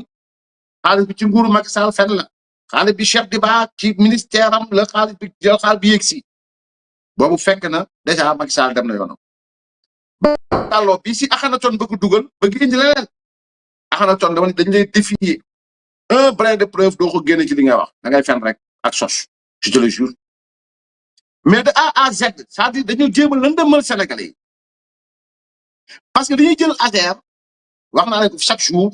pour maytu ku leen nax ASER au-delà de AEPO EPC ASER am na yeneen contrat yoo xam ne avec Banque mondiale la ak yu demee noonu lii Thierno Alassane Sall di wax ak Banco Santander la AEPO EPC ci benn programme boo xam ne spécifique Ousmane Sonko ndayu mbind gi sonn ci lool pour disculper Jean-Michel Sène sonn ci lool pour taxaw ci kanamu Sénégalais yi jéem a yàq deru Thierno Alassane Sall boobu mi ngi dox ci bopp village yi nga xam dañoo war a am courant bëgg lay wax ne Thierno Alassane Sall da leen di yàqal fekk ne c'est pas vrai ñoom la 37 milliards génn jarul leen tarfatal ay ni Thierno Alassane Sall jóg dem ba Espagne bi mu nee ba Espagne au fait dafa am loo xam ni jar nay leeral pour Sénégalais yi mën koo xam bi mu demee Espagne au fait le 11 décembre 2025 dafa am ay Sénégalais yoo xam ni dañoo jóg nekk Espagne dem buntu Banque Santander bu ngeen di fàttaliku newoon naa leen fi ay temps yi gouvernement Sénégal jamono jii nii décembre bii dépêché woon nañu ay représentant ay kuréel yu war a dem négocier ak banque bi pour ñu indiwaat jox leen xaalis ñooñu lànk kandaaral bis boobu le 11 décembre 2025 ay militants déjà Thierno Alassane Sall ay sénégalais yu fa nekk ñëw taxaw bunku Banque Santander dénoncé li nga xam ne mooy ce marché AEPO EPC le 23 janvier 2026 plainte dugg ci biir justice espagnole officiellement déposée à Akhenaton devant la justice espagnole contre AEPO EPC Thierno Alassane Sall au-delà d'avoir un parti politique fii am na représentant à l'international am avocat am bi nga xam ne moo koy saytu lépp di ko kii te bu sooba yàlla incha allahu taala ñu ngi leen di xaar par rapport ak yi ngeen di poser dans l'avenir te xam nañ di ngeen poser benn avocat moo fi nekk influenceur boo xamante ni dem na fekk supporters yi mënu fa dara mënu leen dara avocat influenceur et plaidoyer mais sur les réseaux sociaux la lamentablement perdu devant le prétoire il perd lamentablement sur les réseaux sociaux il essaie de se donner un peu de crédit par rapport ak kii wala muy jéem a clignoter pour am client donc ñun newuñ ci xeetu avocat yooyu sincèrement pas xeetu avocat yu perte yooyu newuñ ci ñoom gis naa ko mu bind pour di expliquer mais jarul ngay teg photoom sa waay gis naa ko mu bind pour di expliquer ñun dégluwuñ la faale wuñ ñu ngi ko seq ak espagnol yi fii moom lu ngeen def fii baax na donc le 23 janvier 2026 ñu déposé une plainte pénale et ñu ngi gërëm Bachir Fofana bu baax a baax je suis en train de lire le chapitre 18 le 23 janvier 2026 une pénale est officiellement déposée devant la justice espagnole contre AEPO EPC et contre X. Thierno Alassane Sall en confie l'introduction par procuration à ses camarades de parti établis en Espagne, agissant en qualité de citoyen sénégalais résidant dans l'espace de l'Union européenne. La procédure est portée par la procuradora Natalia Delgado Pérez Iñigo avec l'assistance du cabinet d'avocat Cueto Legal. Gis nga taxaw na toog ña sa topp bi plainte bi duggee Thierno Alassane Sall def procuration représentant foofu Espagne ak ñi nga xam ñu ngi dund ci li nga xamante ne espace Schengen boobu wala espace Union européenne boobu dem taxawaay bi nga xam ne da cee mat sëkk dugal plainte contre AEPO EPC ak contre X dugal ko bi ñu ko dugalee donc mi ngi tegu ci loxo procédure bi ñi nga xamante ni ñoo ci nekk ñu ngi koy procuradora Natalia Delgado Pérez Iñigo mu ku mu si dimbali mooy cabinet d'avocat bu ñu woowee Cueto Legal ñu def qualification pénale mooy lan mooy ci droit espagnol appropriation indue ou détournement de fonds la enquête Espagne di enquête mooy xaalis bi génn na ci Banco Santander tàbb na ci loxol AEPO EPC yegg si wul fi mu war a yegg si lii de mooy coow li yëpp Jean-Michel Sène war a leeral en tant que directeur général bu ASER xaalis génn ci Banque Santander waroon dem Tewru Ngaari Njàmbur ñaari néeg Dakar yi ngooñ village damay joxe ay village ni exemple rek village yi may joxe yëpp am na de ay Tewru Ngaari nu mu tudd Dakar yi ngooñ ay Njàmbur ñaari néeg ay nu mu tudd sax dëkk yi mu war a dem ñooñ toog di xaar diggante Espagne ak AEPO EPC xaalis bi moom jéggi dem Côte d'Ivoire bee jéggi dem Togo beneen bi jéggi dem Kenya beneen bi jéggi dem Tunisie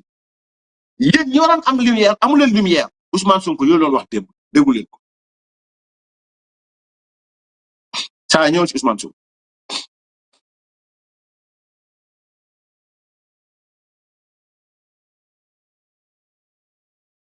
boo fekkee pare goomu donc la plainte est enregistrée devant la section d'instruction du tribunal d'instance de Madrid, Plaza numéro 52, par le justice de Plaza de Castilla et reçoit les références judiciaires suivantes. NIG 2.28.079.42.2026/0004242 diligencia previas numéro 140/2026. lii mooy numéro bi nga xamante ni instruction bi nga xamante mi ngi nekk jamono yu Espagne instruction boobu nag bi ko juge bi ubbee Espagne mu xam ne kan moo joxe xaalis ñu ne ko Banque Santander kan moo jël xaalis ñu ne ko AEPO EPC mu bind bataaxal moom juge espagnol juge d'instruction bind bataaxal banque bi ne ko may naa la fukki fan nga indil ma li nga xamante ni moom mooy firnde yi nga xamante ni wane na ne xaalis génn na bind AEPO EPC bi nga xam moo waral coow li tey 37 milliards yi fan la jaar AEPO EPC tontu Banque Santander tontu loolay wax ji c'est-à-dire Jean-Michel Sène ak Ousmane Sonko au lieu ñu dem topp ji espagnol bi pour xool waa ji fan la dugal suñu xaalis mais defuñu ko de dañuy ñëw ne Seydou Kane day fay ay nit Seydou Kane day fay Abdou Nguer day fay Thierno Alassane Sall day fay Bachir Fofana day fay nangam moom sax def na ay fausse quittance moom sax am na beneen marché boo xam ne Intermac waaw dafa def ay surfacturation nangam sangam yóbbu leen ko ci yoon mais suñu 37 milliards yi woo leen keneen ki on aimerait bien que Jean-Michel Sène ngeen teg Seydou Kane ngeen laaj ko quittance yi foo ko teg surfacturation yi foo ko teg ñun on s'en fout c'est pas notre problème man Bah Diakhaté je m'en fous mais woo leen AEPO EPC mais ban yoon ngeen mës a gis Jean-Michel Sène wala ngeen gis Ousmane Sonko Abass Fall Birame Souleye Diop ministre de tutelle ñu jéem a wax ci affaire il n'en parle pas alors que 37 milliards génn na les Espagnols savent que 37 milliards yi génn na donc dem donc un mois plus tard le 24 février 2026 ki le juge bi bind le juge Jesus Sanchez noonu la tudd Jesus Sanchez noonu la tudd donc rend une ordonnance décisive lan la bind il ouvre formellement l'instruction judiciaire ubbi instruction judiciaire aux yeux du tribunal madrilène les éléments présentés dans la plainte sont suffisamment sérieux pour justifier l'ouverture d'investigation pénale bi plainte bi duggee procureur bi jàngat ko yóbbu ko ci juge d'instruction le 24 février 2026 sama jour anniversaire bii passé le juge bu ñuy woowee Jesus Sanchez ci ne bind na nag day ubbi l'enquête effectivement parce que xaalis mënta génn parce que nee na li ko Thierno jox ak ay nitam li ñu ko jox li procureur bi indi ak ay nit ak ay avocat li ñu indi leer na pour ñu ubbi enquête mbir mi lu ruub na mbir mi am na ci lëndëm xaalis génn na mais dafa mel ni prévarication am na mooy jaar na fii jaar fee dugg fële nit fii di mel noonu mu jaar fee dem Côte d'Ivoire beneen bi jaat ne dugg ne wiiri ne dem Kenya beneen bi ne ñu def devise wecceeku xaalis bu weex tàll wecceeku alal bu weex tàll jëlee ko ci CFA yóbbu ko ci xaalisu Kenya waa Espagne nee nañu kenn xamul destinataires yi ñan lañu xamam li ngeen fi wax ni yëpp li may wax Côte d'Ivoire Kenya Togo comptes yi xam nañ les comptes sont disponibles ils sont désormais à la disposition des enquêteurs peut-être bu fekkee jox nañ leen ko ils sont à la disposition de la justice espagnole mais da ci am loo xamante ni c'est nu mu tudd sax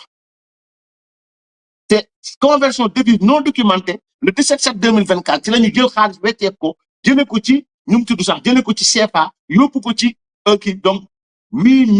561 755 euros 8 561 755 euros la ñu weccee ko en devise def conversion devise non documentée bu baax ji fay ci borom moom banque deke bu ñu jëlee xaalis bi si ëllëg si la fay banque bi wax naa ko fi bërki démb 3 154 781 euros la fay banque am moom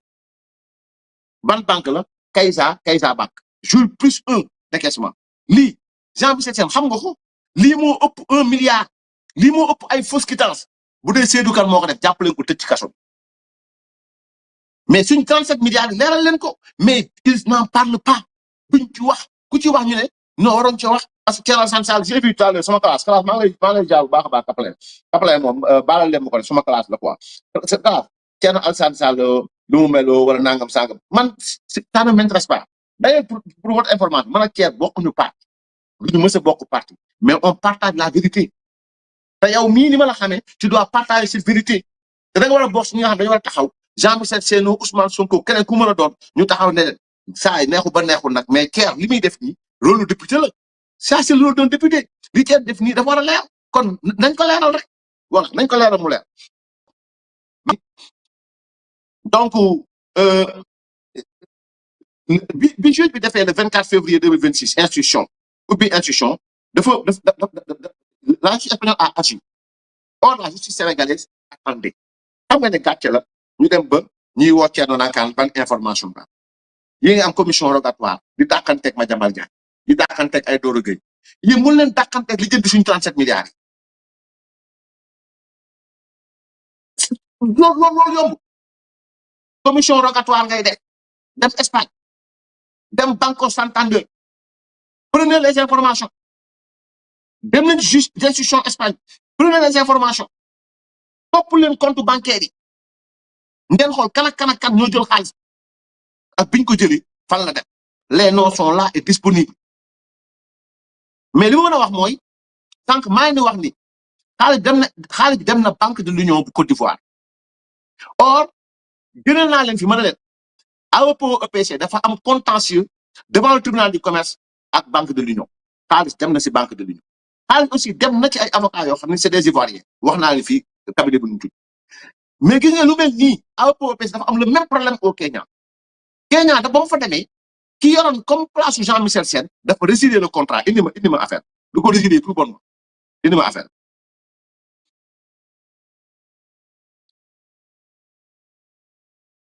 saa xanaa ne woo fi mooy deuxième documentation bi ma la jox yii la yii très bien voilà les principaux litiges entre AEPO EPC et la société publique d'électricité kenyane se résument ainsi lii ku mu neex nga tapé man j'ai la décision justice kenyane bi dinaa ko def en français parce que anglais la litige sur le problème last mile en 2015 AEPO EPC a remporté 2 contrats majeurs l'O 2 et l'O 4 pour le projet last mile connectivity financé par la Banque africaine de développement visant à étendre le réseau électrique et à connecter les foyers à faible coût. Annulation des contrats après des extensions de délai et des désaccords sur la réduction de la portée des travaux. KPLC mooy comme ASER bu Sénégal donc a résilié les contrats en mai 2019 2015 la ñëw ba 2019 mënu fa def dara ñuy résilier contrat bi ñu ko résilier moom d'accord ñu dem fi nga xamante ni moom mooy justice internationale mais devinez bien en même temps dañ ko def redressement fiscal parallèlement l'entreprise espagnole s'est heurtée à l'autorité kenyane des recettes perdant une bataille fiscale de plus de 850 millions de shillings kenyans donc environ 6 millions d'euros concernant ces activités ci ay douane ci ay nangam ci ay fraude fiscale ci ay nangam ñu daan ko fa encore yow boo mënee wax ci nu mu tudd sax ci comment dire boo mënee wax ci Seydou Kane war nga mën a wax ci AEPC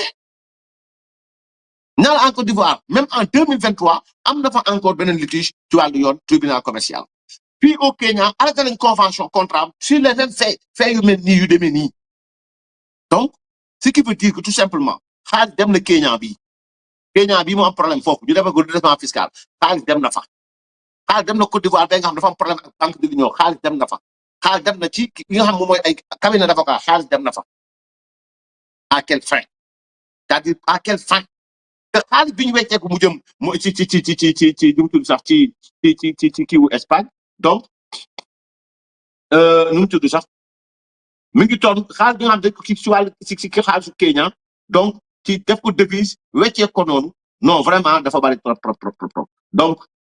et ça c'est très grave il y a les codes SWIFT il y a tout donc dans ce dossier là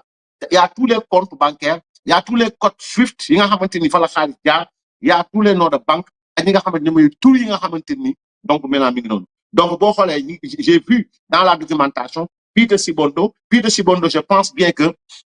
c'est le responsable de AEPC zone Afrique de l'Est moom moo yor Afrique de l'Est AEPC Afrique de l'Est voilà donc maintenant il y a aussi comment dirais-je Dakar Energy Project soir donc bu Sénégal donc le responsable c'est le responsable de Côte d'Ivoire donc AEPC Afrique de l'Ouest à quelle fin en tout cas nous on va suivre ce dossier et inchallahu taala développement bu ci am bu soobee yàlla daañu ko ñëw leeral ko ngir Sénégal yi xam Jean-Michel nag gis nga bu fekk jàpp ne alalu Sénégal bi wala justice Sénégal bi wala yow jàpp nga ni yegg nga foo xam ne mën nga tere nit ñi wax ci dossier bi juum nga déjà sa bët yi weex nañu weex boo xam ni ragluwoo maanaam yow ragluwoo sa wax dëgër boo xamante ni raglu nga say pexe yeggul foo xamante ni raglu nga ce qu'on te demande c'est clair c'est de te lever et oser et c'est un défi que je vous lance jamais ni Jean-Michel Sène ni Ousmane Sonko ni Birame Souleye Diop ni Abass Fall bi ñu mës a oser laa wax porter plainte l'espagnol là def leen ko suba sur la base des éléments clairs yi nit ñi am def leen ko suba li may fit espagnol bi mu jël xaalis bi di ko yóbbu ay Côte d'Ivoire c'est parce que tout simplement daa am lu am li am nag lañ soxla xam mais 37 milliards yi moom génn na wala 36 milliards yi génn na fayal na leen ci Sonac 1 milliard la ca des muy 36 milliards yi nu mu demee ba moom mu am fitu jël ci dem rek ay problème am fay ci boru bankam dugal ci ay compte AEPC Kenya dugal mi ngi fii si Bondo la xawma Dakar Énergie Sable c'est le responsable nu mu tudd sax comment AEPC Afrique de l'Ouest dem ci ay banque de l'Union boo xam dafa am litige dem ci ay Kenya nangam sangam fit boobu mu am c'est parce que tout simplement am na lu ko may li ko may nag loolu lañ fas yéene xam te dañ ko xam incha allah la balle est dans le camp des enquêteurs de la section de recherche et Bassirou Diomaye Faye dans tout ça il doit démettre sa gorge pour mettre à l'aise la justice Jean-Michel Sène yéen de Mame Mbaye Niang mi ngeen doon wax nii bi ngeen ko fi tuumalee dafa dindi tekki ndombo tànkam da ko tekki maanaam nekkatul ministre nekkatul dara taxaw xeex ak yéen ba yàlla may ko dëgg Mamour Diallo ba ngeen ko fi jiiñee il avait tout perdu nekkatul woon directeur général parce que Macky Sall avait pris ses devants maanaam ajjuma bii di ñëw warul fekk Jean-Michel Sène Azer démettre de ses fonctions et mettre à l'aise la justice sénégalaise yàlla mëtim xam na Birame Souleye Diop doit être entendu par l'Assemblée nationale une commission d'enquête parlementaire war nañ ko def il s'agit de 37 milliards de francs CFA qui devaient servir ay villages yoo xamante ne dañoo nekk ci àll bi mais moment boobu député yi ay Amidia Ñibeek xawma do asafula Amidia Ñibi ay Amidia Nadine ay ñoom Bara Ndiaye loolu intéressé leen intéressé mooy candidature Ousmane Sonko ak ubbi ay sièges Pastef mais 37 milliards yéen village waay yi nga xam dañoo waroon taal lamp taalu leen lamp intéressé wul waa Pastef intéressé wul Ousmane Sonko les intérêts de la candidature Ousmane Sonko en 2029. Mais Diomaye Faye doit démettre ce gosse maanaam poste de foo la jógee pour mettre en l'aise la justice. L'Assemblée nationale instant bi mënuñ def commission d'enquête parlementaire mënutu la nekk parce que justice commence na mais la justice doit convoquer ce gosse. Le PGF doit agir. Le juge d'instruction doit agir. Une commission rogatoire doit être mise en place. La justice espagnole doit être saisie. Et tous ceux-là qui, de près ou de loin, ont participé à ça, doivent être mis hors d'état de nuire. Parce que ça veut dire que si maintenant, c'est le cas, dafa laale lenn ci xaalis bi wala mu dëkk na lenn ci xaalis bi mais mu demee la justice jël den ko yóbbu ko ci yoon. C'est ça. xam naa dafa guddi mais suba incha allah ci live dinaa ñëw ci Guédiawaye ak li nga xamante ni moom moo fa am ci PUD bi parce que ñooñu bind nañu président de la République mais dafa guddi tey mais dinaa ci ñëw par rapport ak nga xam mooy directeur général nu mu tudd sax impôt domaine bi nga xamante ni am na daal ay jafe-jafe yoo xam ni am na fa donc ki nga xamante ni directeur général des impôts domaine j'en connais donc population Guédiawaye mer nañu trop ci benn dossier boo xamante ni dossier bu doy waar suba dañ si bëgg ñëw ak beaucoup plus de développement wax ko ba Sénégalais yëpp mën koo comprendre donc ils ont saisi le président de la République ils avaient saisi le premier ministre l'ex-premier ministre donc Ousmane Sonko mais malheureusement donc dama leen liiral bataaxal bi rek donc voilà donc ils ont saisi donc monsieur le président de la République du Sénégal Dakar saisine relative à l'approbation des baux dans le cadre du PUD Guédiawaye. Nous, bénéficiaires de plans d'urbanisme de détail PUD de Guédiawaye, venons respectueusement porter à votre attention des dysfonctionnements constatés dans le traitement des baux consentis dans le cadre du PUD. En effet, après l'audit suivi de délivrance de quitus valant nous, populations autochtones, notons une sélection discriminatoire dans l'approbation des baux. Ceux-ci semblent privilégier certaines catégories socio-professionnelles comme les administrateurs civils, ambassadeurs, agents des impôts et domaines, etc. Pendant ce temps, les populations qui ont porté et soutenu le projet depuis son lancement rencontrent de nombreuses difficultés à la DGID pour faire approuver le dossier de bail en dépit de leur caractère bien fondé. Cette situation crée un sentiment d'injustice et d'exclusion chez bon nombre de bénéficiaires authentiques du programme. Pire, elle va à l'encontre des objectifs et d'équité et d'inclusion sociale du PUD. En conséquence, nous sollicitons votre arbitrage afin que le traitement se passe dans plus de transparence et d'équité au profit des populations. Confiant en votre engagement pour la justice sociale et d'équité territoriale, nous espérons une suite diligente à notre requête. Veuillez agréer, Monsieur le Président de la République, l'expression de notre très haute considération, le collectif Saliou Cissé quartier Golf Nord Teranga et délégué. Donc, mi ngi noonu bindal nañu Diomaye nag il a réagi donc pourquoi parce que am na benn conseiller boo xam ne recevoir leen contre moment bi ñu ko bindee daf fekk Ousmane Sonko dem le dossier donc Al Amine Lo war na ko dugal parce que programme bi PUD bi donc programme bi Macky Sall moo ko tegoon bi mu ko tegee Macky Sall dafa am lu mu si jublu woon mooy defaraat zone bi yëkkati ay hectares yu bëri naa ci ñëw suba dans les détails teg ko ci loxo population bi ñoom bu ñu ñëwee dinaa ñëw li Macky Sall prévoir woon foofu yëpp pour mu am mais en même temps population bi ñoo porté woon combat bi population bi porté combat bi ay délégués de quartier bàjjenu gox ay mouvement associatif ODCAV bi tout le monde mouvement nawetaan yeeg mouvement jeunesse mooy nu mu tudd conseil départemental jeunesse ñoom ñëpp bokk porté combat bi président Macky Sall jox leen ko bi mu leen ko joxee maintenant ñii bañ ñëwee au fait seen ñaaw njort yaakaaroon nañ ni ay Aliou Sall ñoo fa nekkoon ak ay nangam sangam ay nangam ñoo fa newoon am fa ay suuf ñu jël avec bloqué ko bi ñu ko bloqué maintenant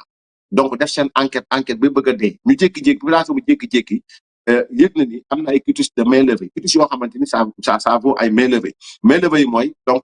xool nañ ko saytu nañ ko mais amul problème mais li ci garaaw mooy population bi dañoo seetlu ne donc directeur général j'en connais des impôts et domaines dafa nekk di jox ay baux di leen signer baux yi ñi nga xamante ni ñoom ñooy ay administrateurs civils waa agent impôt domaine ak ay magistrat mais population bi moom am jafe-jafe yu bëri ngir seen baux ñu mën cee téye donc loolu discrimination la loolu injustice la par rapport ak ñoom li ñu bind ak li ñu wax lay wax donc loolu moo tax ñu saisir le président de la République loolu moo tax ñu saisir le premier ministre ces gens-là doivent être entendus dans les plus brefs délais par le premier ministre et le président de la République doit trouver les voies et moyens d'amener le directeur général des impôts et domaines à nu mu tudd sax à agir avec beaucoup plus d'équité et de transparence et loolu mooy nu mu tudd sax mooy kii boobu noonu donc ñoom bind nañu bataaxal bi jébbal nañ ko ñu ko war a jébbal et suba incha allah daañu ci ñëwaat ak beaucoup plus de détails par rapport ak ñaata hectare la fan la nekk lu waral kii beeg li fa war a doon lan la nangam sangam lu mu demee daal daañu ci ñëw suba incha allahu taala mais tamit daañu gën a ñëw xóotal si 37 milliards yi incha allahu taala delluwaat jaajëfal leen bu baax a baax sant leen bu baax a baax wasalaamualeykum wa rahmatullahi taala wa barakaatu. waaye am na 30. voilà nañ déglu Ousmane Sow ci dossier ASER. voilà tegal sa ay millions. 5 villages yoo xam ne bu soobee yàlla dinañu lancer programme bi te dinañ jot courant ci loo xam ne yàggatul lii mooy li ñuy liggéey te di ko liggéey ci Sénégal yépp mu am ñoo xam ne xaw ma soxor la xaw ma iñaan la ñoom bu ñu toogee Ndakaaru bu ñu taalee lamp tàkk soxlaw ñu jël jóge village dem village pour charger seen portable. ñaari at a ngi nii programme bi gënoon a am solo ci li ñu war a def ñoom ñu bloqué ko ci wax yoo xam ne amul bopp amul genn waaye du ma ci sori ndax Jean Michel dina def conférence de presse lundi wala mardi mbir yi dina gën a leer. ok en tant que premier ministre du Sénégal xaalis génn Espagne wala ñëw. nga am projet 1700 et quelques villages 2 ans après parce que lii 2026 2 ans après électrifié leen sax 35 villages yow léegi au lieu nga dem topp ci xaalis boobu parce que moom Ousmane Sonko ci moom la Aminata Lo bokkoon mu jël ak Aminata Lo pour mu dem banque Santander mu waxtaan ak ñooñu leeral ko ni ñun dañoo wax ne fan la xaalis bi jaar bu ngeen ko leeralee rek ñu tekee si bu ngeen ko leeral mu ñibbi si au lieu ñu dem ak ji xoose ñoom jàpp nañ ni Thierno Alassane Sall muy seen ennemi bi parce que Thierno Alassane c'est lui qui a pointé du doigt là où ça fait mal. Il voulait le mettre en mal comme il a fait avec Diomaye Faye concernant les fonds politiques il voulait le faire maanaam da ko bëggoon mettre en mal avec les Sénégalais ba ñuy xool Thierno koo xam ne li muy wax tegu ko fenn. Ousmane action yi muy def man su ma doon enquêteur yi muy njëkk woo ci la bokk Jean Michel ku ko xool xam ne sonn na dossier bi yenoon na ko mais amatul fu mu jëm parce que mun amatul lay dem mu tay journaliste amatul lu mu lay ñooñu tamit duñ ko lay sérieusement parler kon mbir mi xaalis boobu loxo bu mun a jaar nag na nga waajal xam ne billaahi man de maa ngi yeeru rek ni ma xamee compte bancaire yi maa ngi yeetu ko lijjanti ku ma ci xam sa tur wala si nafsi bi yadi maa ngi waat ci borom bi nga xam ne kenn la wallahi dinaa ko wax wallahi dinaa ko wax maa ngi koy waat ci yéegal asamaan ci te amul tànk maanaam mu taxaw ni dinaa ko wax parce que man amatu lu may nëbb parce que dama koy am ba téye ko xam ko su ma ko amee ba téye ko xam ko non xanaa mawti ñëw faat ma ci ndigalu yàlla mais dama koy wax incha allahu taala dinaa wax ne diw mii jël na tant de milliards fii la ko jëlee diw mii moo wecceeku fii lañ ko wecceekoo nii lañ ko séddoo ni lañ ko paacoo bu dee ci hôtel la dinaa ko wax bu dee ci appartement dinaa ko wax fu ngeen ko mën defee dinaa ko wax bu dekkee dem naa ba mu leer ba mu téye ko laa wax mais compte bancaire moom téye naa ko liiral naa leen ko bërki dem moo ne danaa fuut incha allahu taala sant leen bu baax a baax gërëm leen te ñaan yàlla subhanahu wa taala defal leen jàmm ak salaam ak tawfiq wassalaamu aleykum wa rahmatulah. Nous retrouver, amis fidèles internautes, vous qui avez choisi de nous suivre partout à travers le monde sur la chaîne des grands événements VIP People TV, comme son nom l'indique, s'informer juste vrai. Comme ni ma koy faral di waxee saa yu ngeen abonné bu leen fàtte di bës cloche de notification bi mooy tax ngeen mën a jot suñu yeneen vidéo en exclusivité fii sur la chaîne des grands événements VIP People TV am mbégteeg bànneex dal soo tey indi leen beneen numéro actu du jour comme nañ koy defee saa su ne xool li gën a fës ci xibaar ci bés bi ñu daal di koy saytu taataan ko segg ko faram-fàcce ko indi ko wi sax leen ko fi sur la chaîne des grands événements VIP People TV fi ñu koy tàmbalee tey ci suñu actu du jour dama bëgg ñu seetaani benn vidéo boo xamante ni ki ko def dafa ne ab alerte la te mi ngi sàkku daal ñu daal di koy partagé ba ñëpp jot ci moo tax tey jii ñu war ko ubbee li nga xamante ni mooy suñu actu du jour nañu xooli ji vidéo bi dellu si waat. salaamaaleykum Sénégal ñu ngi leen di ziare bu baax Omar Top la faana mag mi maa ngi ñaan vidéo bi ngeen partagé ko ba doomu aadama yëpp jot si maa ngi ñaan képp ku bëgg réew mi rek na nga partagé vidéo bi ba doomu aadama yëpp jot si réew mi ku nekk xam na ne réew mi jaxasoo na jax na te nag moom waa Pastef sonal nañ Sénégal sonal nañu réew mi surtout Ousmane Sonko ku xam ne jox nañ